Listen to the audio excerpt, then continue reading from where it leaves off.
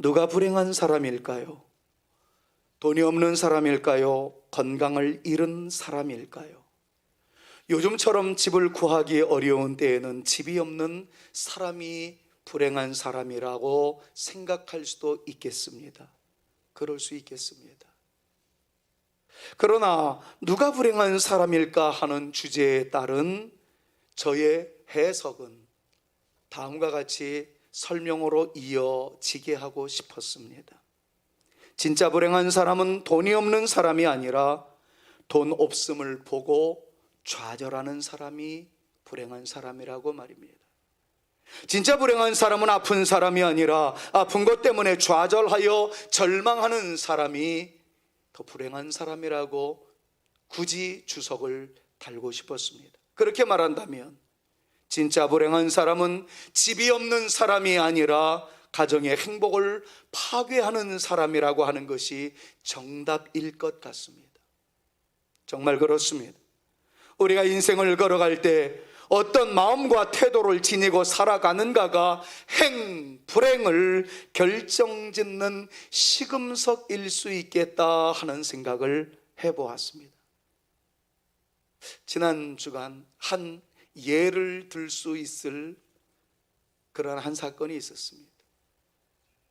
동일한 한 장의 사진을 보았는데 그 한 장의 사진을 보는 생각과 해석이 다르더라는 거지요. 한 사람은 그 사진을 보면서 그 시절의 추억을 떠올립니다. 없음에도 불구하고 함께했던 그 시절의 추억, 비록 가난했지만 행복을 위하여 추구해 나가던 바로 그 추억을 생각하며 그 사진 속에 아름다운 행복이 있다는 것을 생각을 하는 반면, 동일한 사진을 보는 어떤 한 사람은 자기의 모양새를 보고 왜 이런 사진이 아직까지 남아있느냐 볼멘 소리를 할 수도 있겠구나 라는 생각을 해봤습니다. 예를 들면 자기의 모습과는 달리 말라깽이의 모습이 그때 당시에 사진으로 등장을 했다든가, 생각보다 조금 뚱뚱한 모습으로 사진에 찍혔다든가, 그러니까 자기 모습을 보니까 마음에 들지 않아서 그때 당시의 행복과 아름다운 추억은 생각하지도 않고 볼멘 소리를 할 수도 있겠구나. 그렇게 생각과 해석의 차이가 지금의 기분을 몹시 좌우하게 할 수 있겠구나 하는 것을 느낄 수 있었습니다. 정말 그렇습니다. 동일한 사건인데 그 사건에 대해서 어떤 마음을 가지고 있는가, 어떤 태도를 가지고 있는가가 행불행을 결정질 수 있는 근거로 작용될 수 있었다는 거죠. 오늘 본문 말씀을 보면 사도 바울은 육신적으로 볼 때 불행한 사람이었습니다. 죄수의 몸으로 로마에 끌려왔으며 로마 군인들에 의해 늘 감시를 받아야만 하는 대상의 몸이었기 때문에 그는 불행하다 말할 수 있는 상황이었습니다. 그러나 바울은 그 현실 속에서도 한 번도 좌절하거나 낙심하지 않았다는 점을 주목해서 보셔야 합니다. 우리는 그동안 긴 시간 사도행전을 묵상해 왔습니다. 수년 전에 사도행전의 전반부를 살펴보았고 그때 다 묵상하지 못했던 부분인 18장 이후의 내용들을 올해 들어서 계속 묵상하고 있었습니다. 오늘 드디어 그 마지막을 묵상하게 됩니다. 이제 포로로 로마의 수용소에서 인생의 마지막을 보내는 사도 바울의 삶의 모습은 어떠했는지를 잠시 정리해 보면서 사도행전의 대단원의 막을 내리고자 합니다. 바울, 그 사람은 인생의 말년에 어떤 사고와 어떤 해석과 어떤 사관을 가지고 그의 인생을 마무리했을까요? 그에 대한 저의 해석은 첫 번째로 갇혔으나 갇혀있지 않은 사람이었다는 평을 내리게 하였습니다. 다시 말하면 자기의 가장 열악한 상황을 가장 좋은 기회로 만든 사람이었다라고 정리할 수 있겠다는 것입니다. 사실 그는 갇혀있는 사람이었습니다. 아주 노골적으로 표현하자면 그는 감방 안에 있었던 사람이었습니다. 그런데 그는 거기서 무엇을 했습니까? 그는 거기서 하나님과 깊은 교제를 했습니다. 하나님께 올려드린 기도의 시간이 많았고, 그 기도에 대해서 성령 하나님은 그에게 감동을 부어주셨습니다. 그런데 그 감동은 단순히 인간적으로 깨닫는 감격스러운 느낌으로서의 감동이 아니었습니다. 성령의 영감을 받았다는 거예요. 성령께서 마치 호흡을 불어 넣으신 것처럼 특별한 은혜를 받았다라는 것입니다. 그 결과 그는 옥중서신이라고 알려진 바울의 에베소서, 골로새서, 빌레몬서, 빌립보서를 기록하는 축복을 누리게 되었습니다. 물론 마지막 로마에 갇혀 있을 때 이 모든 서신을 기록한 것은 아니었지만, 옥중서신이라는 타이틀을 달게 되는 바울의 서신임을 놓고 볼 때 그는 감옥에 갇혀 있는 사람이었으나 전혀 갇혀 있는 사람이 아니었었다라는 것을 단적으로 증명하는 것이 바로 이 내용들의 본질입니다. 평소에는 전도하느라 너무 바빠서 하지 못한 일을 다른 사람들은 감옥에 갇혀서 아무것도 할 수 없다라고 투덜댈 수 있는 상황임에도 불구하고 바울은 그 기회를 이용하여 하나님과 깊은 교제를 나눌 수 있었을 뿐만 아니라, 하나님은 그에게 하나님의 말씀을 그의 성도들에게 전달할 수 있도록 특별한 은혜를 베풀어 주셨다는 것. 여러분, 이것이 놀라운 은혜가 아니고 무엇이겠습니까? 제가 슬픈 단어, 그 단어가 담겨있는 문장 하나를 소개하고 싶습니다. 감옥에 갇힌 내 인생. 얼마나 슬퍼 보입니까? 질병에 묻혀버린 내 인생, 가난에 찌들어 있는 내 인생, 아무것도 열려본 경험이 없는 묶여있는 내 인생, 이 모든 것들을 통틀어서 감옥에 갇혀있는 내 인생이라고 한번 문장화 해봤습니다. 이런 문장이 떠올려지는 순간 이젠 무의미하다, 이제는 덧없다, 이제는 희망이 사라졌다 라는 해석과 더불어 좌절할 수 있는 상황이었는데, 사도 바울은 그러지 않았다는 거예요. 그 기회를 하나님과 더욱 가까이 할 수 있는 기회로 만들었고, 그 결과 누구도 흉내낼 수 없는 하나님의 말씀을 기록하는 그야말로 어메이징 그레이스, 놀라운 은혜를 입었다는 것이 오늘 말씀을 통해서 사도 바울을 평가해보는 첫 번째 대지로 여러분들과 나누게 되었습니다. 사랑하는 성산가족 여러분, 우리에게도 이런저런 모습의 고난과 위기의 순간이 있습니다. 코로나19로 인해서 우리는 가스마리아의 세월을 너무 많이 보냈고, 개인적으로 밀려오는 질병의 문제, 물질의 문제, 관계의 문제, 사업상의 어려움, 개인적인 경제생활 등등 여러 가지 어려움이 우리의 마음을 혼란스럽게 했습니다. 어깨를 펼 수 없게 만들었습니다. 이런 상황이 있을 때 흔히 할 수 있는 가장 쉬운 방법은 걱정하며 근심하는 일입니다. 그리고 그러다가 마침내 좌절하는 것이 보편적인 사람들이 할 수 있는 첫 번째 가장 쉬운 행동일 것입니다. 그러나 세상 사람들도 한결같이 말하는 해석이 있습니다. 위기란 위험스럽기는 하지만 또 하나의 기회라는 말이지요. 그럼 우리에게 있는 고난과 역경과 가시밭길, 그 모든 불행하다라고 말할 수 있는 요소들은 믿음의 사람의 입장에서 봤을 때에는 힘들기는 하지만 또 다른 은혜의 꽃이 만발하게 되어지는 하나님의 찬스이자 하나님의 위대한 은혜의 때라는 사실을 누구보다도 강조해야 할 사람들이 우리가 아니겠는가, 이런 생각을 해봅니다. 왜냐하면 사도 바울은 이런 외침을 우리에게 이미 선포해 주셨기 때문이에요. 빌립보서 4장 12절 13절 말씀을 보니까 나는 비천에 처할 줄도 알고 풍부에 처할 줄도 알아 모든 일 곧 배부름과 배고픔과 풍부와 궁핍에도 처할 줄 아는 일체 비결을 배웠노라. 13절 우리 한번 다 같이 뜨겁게 큰 목소리로 외치고 아멘으로 화답할 수 있었으면 좋겠습니다. 내게 시작. 내게 능력 주시는 자 안에서 내가 모든 것을 할 수 있느니라. 할렐루야. 아멘. 믿으시기를 축원합니다. 정말 그래요. 바울은 항상 위에 있지 않았습니다. 더할 수 없이 낮은 자리에까지 처할 수 있었습니다. 항상 배불렀던 거 아닙니다. 우겨쌈을 당할 정도로 그는 고난의 최정상에 서 있었던 존재였습니다. 그럴 때 그렇게 외칩니다. 나는 주 안에서 주님이 주신 힘으로 말미암아 모든 것들을 감당할 수 있었습니다.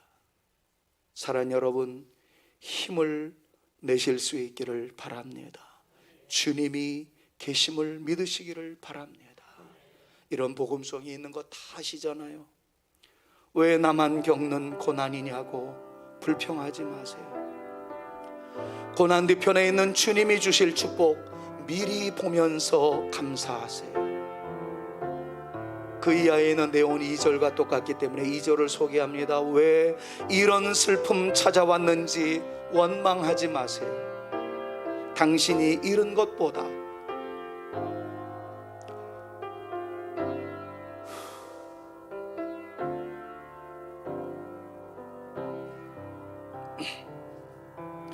주님께 받은 은혜,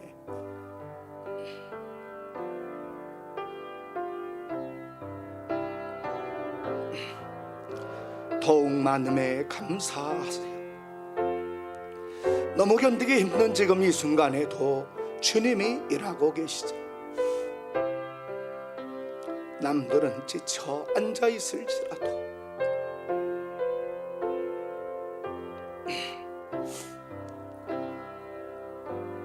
우리 성산교회 성도들만큼만은 일어나세요.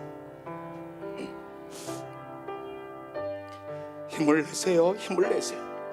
주님이 손잡고 계시잖아요. 주님이 나와 함께 하심을 믿는다면 어떤 고난도 견딜 수 있잖아요. 그렇습니다. 이 노래를 접할 때마다 왜 이렇게 눈물이 나는지, 어쩌면 우리가 걸어가는 길목이 항상 좋은 것만은 아니기 때문에 그럴 것 같습니다. 그러나 정말 주님이 함께 하신다는 것을 기억하면서 부디 좀 일어날 수 있는, 용기를 낼 수 있는 저와 여러분들 모두가 될 수 있기를 바랍니다. 이게 굉장히 높아요. 그리고 우리 교회는 한상국 집사가 있지 않아요? 이 높은 곡을 잘 불러주실 줄로 믿고 힘을 내세요. 힘을 내세요. 힘을 내세요. 주님이 손잡고 계시잖아요. 주님이 나와 함께함을 믿는다면 어떤 역경도 이길 수 있잖아. 한 번 더 하며 힘을 내세요.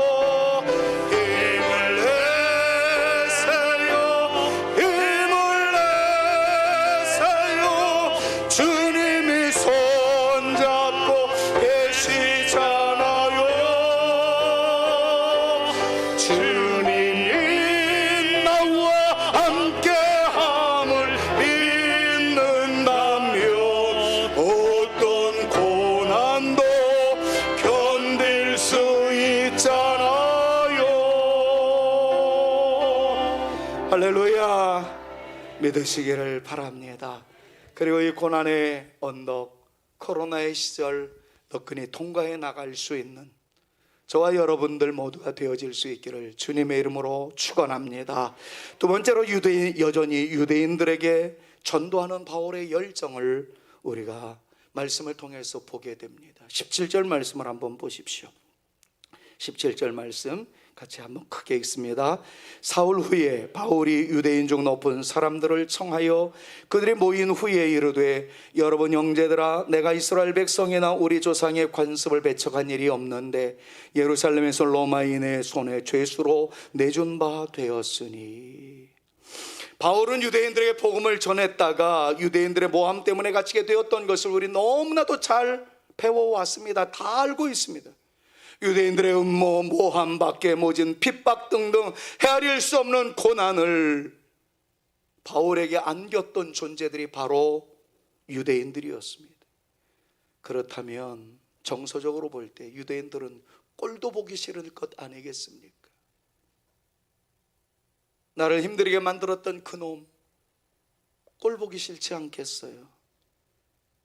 그런데 여러분들 빨간 글씨로 되어 있는 내용만 한번 보세요. 나에게 고난을 안겨주었던, 나로 하여금 심장 뛰게 만들었던, 나로 하여금 눈물을 흘리게 만들었던 그 원수 같은 유대인 그놈들을 향해서 말합니다.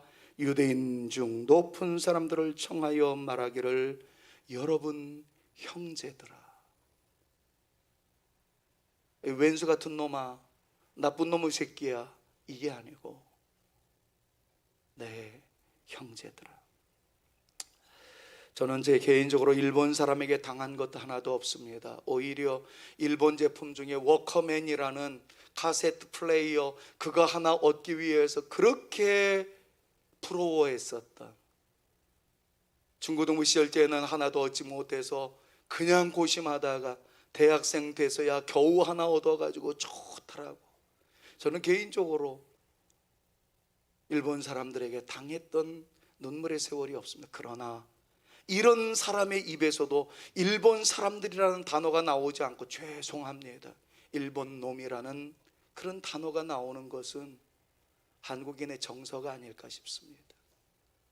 올림픽 게임에서 우리나라가 다른 나라한테 치는 거는 괜찮아요. 까지가 질 수 있죠. 근데 일본 놈들한테 치면 우라가 터집니다. 화가 납니다. 이것이 일반 사람들의 정서가 아니겠습니까? 그런데 바울은 달랐다는 거죠. 자기를 음모하고 모함하고 박해했었던 그 사람을 향해서 내 형제들이요, 내 형제들이요. 이 모습을 보면서 바울의 그 순수한 사랑을 담게 하옵소서, 이 기도밖에는 안 나옵니다. 총회 일을 하면서 팩트에 근거하지 아니한 엄청난 음모와 모함을 많이 듣게 되는데, 그렇게 말하는 사람들 보면 정말 보기도 싫어요. 욕해주고 싶어요. 그런 목사가 어찌 설교할 수 있겠습니까? 그래서 이렇게 바꿀게요. 저도 실패할 때가 많고 넘어질 때가 많고 왼수 같은 그놈의 새끼들 욕하고 싶지만, 그러나 예수님처럼 바울처럼 살 수는 없을까? 누군가가 노래했던 것을 다시 한번 떠올려가면서 우리도 그렇게 살았으면 좋겠다 하는 내용을 마지막으로 이렇게 여러분들과 함께 나누게 됩니다. 낮에처럼 밤의 달처럼이라고 시작되는 그 노래의 2절에 이르지 않아요? 예수님처럼 바울처럼 그렇게 살 수는 없을까? 남을 위하여 당신들의 온몸을 온전히 버리셨던 것처럼 주의 사랑은 베푸는 사랑, 값없이 거저 주는 사랑. 그러나 나는 주는 것보다 받는 것 더욱 좋아하니 나의 입술은 주님 닮은 듯하나 내 맘은 아직도 추하여 받을 사랑만 계수하고 있으니 예수님 나를 도와주옵소서. 시간이 흐를 듯하여 부르지는 않겠습니다마는 여러분, 우리의 마음속에 이런 다짐이 있었으면 좋겠어요. 주님, 저도 예수님처럼 바울처럼 그렇게 살기를 원합니다. 말로는 주님을 닮은 듯하나 제 마음은 아직도 추하고 강팍하네요. 주님, 저를 도와주시옵소서. 오늘은 한번 이 훈련, 이 다짐을 해보는 건 어떨까요? 나를 힘들게 했던 그 사람을 향해서 왼수 같은 나쁜 놈이라고 하기보다는 솔직히 말해서 사랑한다고까지 표현하기는 어려워도 당신을 이해합니다, 당신도 하나님의 사람입니다 라고 좀 열어놓을 수 있는 이 모습만이라도 우리가 간직하면 어떨까 싶습니다. 바울은 자기를 때린 사람, 자기를 모함한 사람, 그 사람들을 향해서 형제들이여 라고 하였습니다. 마지막으로 사도행전을 놓고 보았을 때 사도행전은 끝이 밋밋합니다. 여기에는 누가의 의도가 있었다라고 감히 제가 해석을 해 봅니다. 그 해석의 마지막은 이런 거죠. 이제 사도 바울의 전도의 열정을 누가 이어야 할까요? 라는 질문으로 이어지게 한다는 것입니다. 자, 이 해석이 가능한 것은 여러분, 사도행전은 다른 성경과는 달리 끝이 밋밋합니다. 다른 성경은 마치 결론에 이르렀다는 암시가 다 나와 있습니다. 일테면 주 예수의 은혜와 평강이 너희에게 있을지어다 라든가 아멘 주 예수여 오시옵소서 라든가 결론의 부분을 담고 있는데 사도행전은 그렇지 않습니다. 확인해 보겠습니다. 마지막 절 30절에서 31절 마지막으로 한번 같이 읽습니다. 이제 끝입니다. 같이 한번 읽습니다. 바울이 온 이태를 자기 셋집에 머물면서 자기에게 오는 모든 사람을 다 영접하고 하나님의 나라를 다 전파하며 주 예수 그리스도에 관한 모든 것을 담대하게 거침없이 가르치더라 라고 표현을 합니다. 바울은 로마의 시민권자이었기에 황제의 신문을 받기까지는 가택연금을 당했습니다. 바울이 로마의 시민권자임이 드러나지 않았을 때 유대인들에게 끌려다녔을 때는 옥에 갇혔었습니다. 그런데 로마는 그래도 대단한 나라였었기 때문에 지금의 말로 이야기하자면 무주의 추정의 원칙에 있어서 황제의 선언이 있기까지는 죄인이 아니었습니다. 그래서 지금으로 얘기하자면 옥에 수감된 것이 아니라 가택연금을 당하게 되었다는 거죠. 그래서 29절 말씀을 보니까 바울이 이태를 자기 셋집에 머물면서, 이 말은 자기의 집에 가택연금을 당했다는 것이었습니다. 나름대로의 혜택이었죠. 30절 말씀을 보니까 가택연금을 당한 지 2년이 되었다는 것을 계속해서 우리에게 소개해주고 있습니다. 자, 바로 그때 바울이 한 일은 복음을 전파하는 일이었습니다. 마침내 그는 사형 선고를 받아 목배임으로 그의 생애를 마감하게 됩니다. 그러나 그때까지 그는 그리스도의 복음을 전하는 일에 그의 전생에, 특별히 그의 마지막 인생을 불태웠습니다. 그런데 사도행전은 그의 죽음에 대해 설명하지 않습니다. 그냥 진행형으로 바울의 가르침을 소개하고 사도행전을 마감하고 있습니다. 사랑하는 성도 여러분, 사도행전은 그냥 진행형으로, 완료 시제를 쓰지 않고 진행형으로 복음이 전파되고 있다는 것을 강조하며 마무리되었습니다. 여러분, 저희는 여기에 누가의 충분한 의도가 깃들고 있었다는 것을 생각하게 되었다는 거예요. 그 의도는 바울은 주의 복음을 증거합니다. 이제 바울 이후로는 누가 그 진행을 이루어 나가겠습니까? 이런 질문을 던지는 듯 누가의 마음을 이해할 수가 있을 것 같습니다.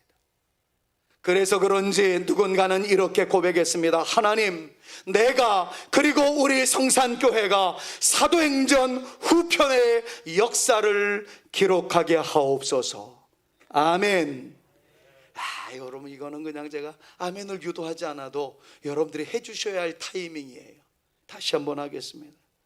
하나님, 내가 그리고 우리 성산교회가 사도행전 후편의 역사를 기록하게 하옵소서. 아멘. 정말 그렇게 되어질 수 있기를 주님의 이름으로 축원합니다. 그렇습니다. 우리도 이 대열에 함께 있었으면 좋겠습니다. 코로나19의 현실 속에서도 우리의 신앙은 더욱더 뜨거워질 수 있기를 소망합니다. 우리 성산교회가, 우리 성산의 가족들이 이 행진에 함께 있으면 참 좋겠습니다. 우리 성산교회 다음 세대들이 우리 성산교회를 책임질 수 있는, 우리 성산교회 내일을 책임질 수 있는 거룩한 믿음의 용사들이 되었으면 좋겠습니다. 그래서 다음 세대들을 위해서 기도해 주심으로 우리 교회의 미래가 더욱더 풍성해져 가고 우리 교회를 통해서 하나님의 나라가 더욱더 확장되어져가는 영광스러운 우리 교회가 되어질 수 있기를 다시 한번 우리 구주 예수 그리스도의 이름으로 축원합니다. 저는 이 말씀을 준비하면서 마무리 지을 때 계속해서 떠나지 않는 한 흑인 영가가 있었습니다. 물론 여러분들이 다 알고 계시는 거지. 그 흑인 영가는 이겁니다. 성자들이 행진할 때, 주님, 나도 그 성자들 옆에 설 수 있기를 원합니다. 정말 멋있는 거예요. 사도 바울은 멋진 인생의 길을 걸어갔습니다. 마지막 시점에 우리가 이렇게 노래를 할 수 있었으면 좋겠어요. 주님, 내가 사도 바울의 그 뒤를 이어서 교회를 위하여, 주의 나라를 위하여 쓰임받는 내 존재가 되어지기를 원하오니 나를 사용하여 주옵소서. 우리 교회를 사용하여 주옵소서. 우리 자녀 세대들을 사용하여 주옵시며 우리 다음 세대들을 사용하여 주옵소서. 한 주간 내내 이 찬송을, 이 영가를 계속 불렀어요.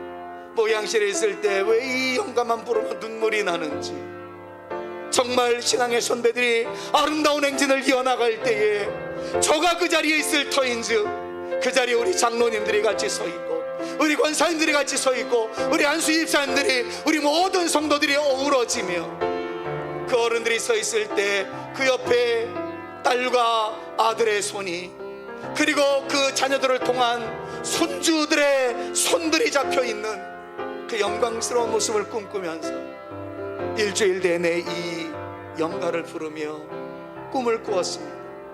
하나님, 사도 바울 뒤에 제가 서 있기를 원합니다.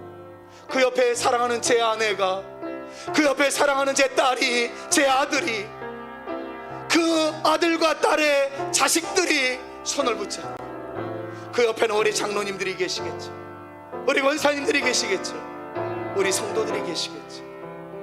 그럼 이것들을 꿈꾸면서 주님, 성자들이 행진하는 그 대열에 내가 있기를 원합니다. Lord, I wanna be in the number. 나는 정말 그 자리에 있기를 원합니다. 보통 이 찬양을 해석할 때, 성자들이 행진할 때, 오 주여 나도 함께하도록 인도하여 주소서 그랬는데, 제가 이렇게 또 좀 바꿨어요. 성자들이 행진할 때, 오 주여 나도 함께하기를 간절히 원하옵나이다. 여러분, 이런 마음을 가지고 이 찬양을 우리 한번 마지막으로 부르면서 다짐했으면 좋겠어요.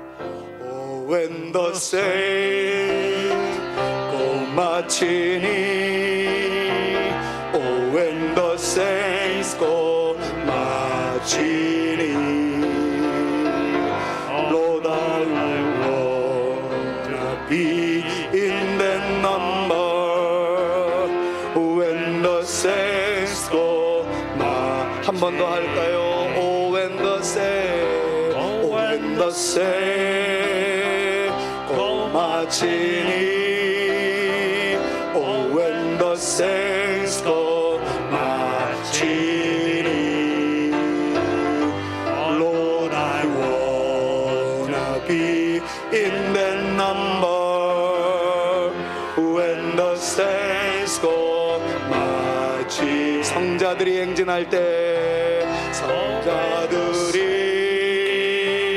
행진할 때, 성자들이 행진할 때, 오 주여 나도 함께 하기를 간절히 원하. 오 when the saints, 한 번만 더요. 오 when the saints go marching in, oh when the saints go marching in, oh Lord, I wanna be in that number. When the saints go marching in.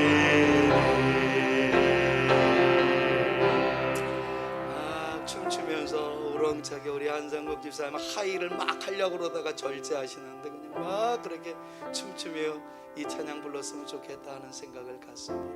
아무쪼록 이제 말씀을 맺습니다.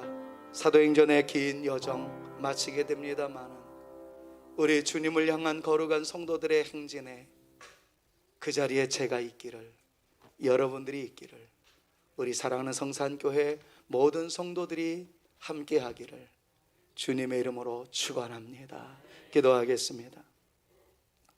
이제는 우리 구주 예수 그리스도의 은혜와 아버지 하나님의 극진하신 사랑하심과 성령님의 감화감동 위로교통 충만케 하심이 모든 고난의 세월 속에서도 흔들리지 않았던, 목이 베는 그 순교의 현장에서도 주님께 영광을 올려드렸던 믿음의 선배들을 떠올려 가며, 오 주님, 나도, 우리도, 우리 자녀 세대들도, 우리 다음 세대들도 그 자리에 함께 있기를 원하오니 우리를 사용하여 주시옵소서.